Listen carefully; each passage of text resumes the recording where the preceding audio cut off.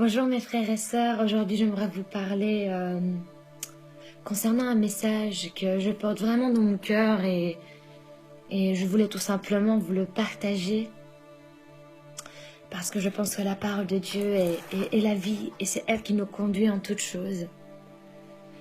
De ce que j'aimerais vous parler, c'est de la vie de prière.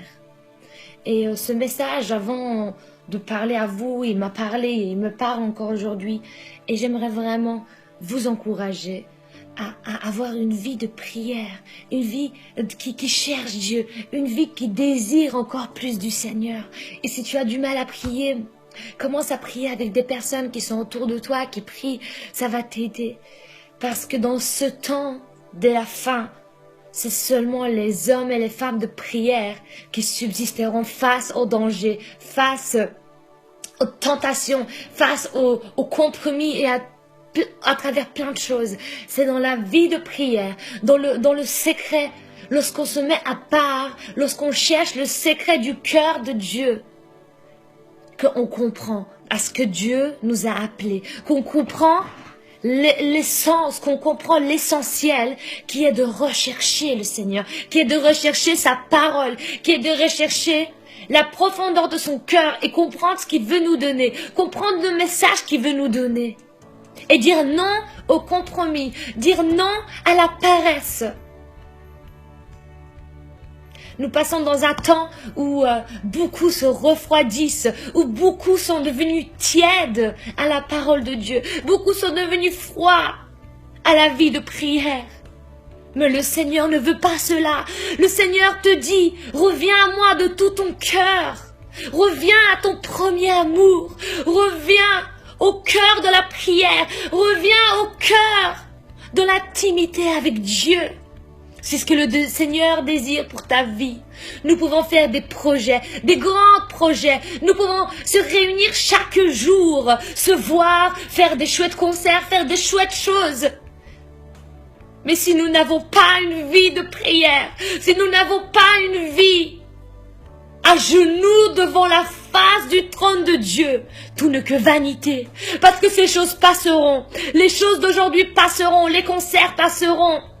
Les réunions passeront, les beaux moments passeront, mais l'intimité avec Dieu est éternelle et c'est ce que Dieu veut. Alors, je vous encourage, mes frères et sœurs, recherchez le Seigneur de tout votre cœur, de toute votre âme, de toute votre pensée. Parce que le temps sont mauvais et parce que la séduction commence à devenir de plus en plus grande. Les distractions, nous avons tellement de choses.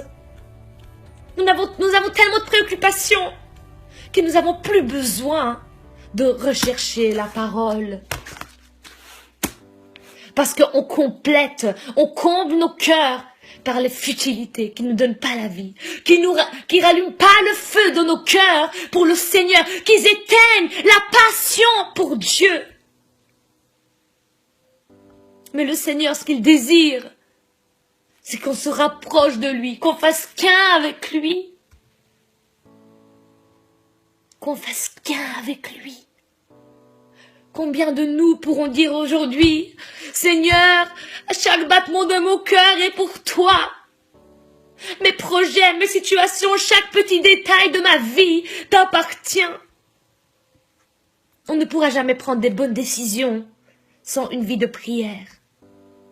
On ne pourra jamais réussir certains combats sans une vie de prière. Seigneur, apprends-moi à encore plus prier, Seigneur. Apprends-moi à encore plus être plus près de toi, être près de ton trône.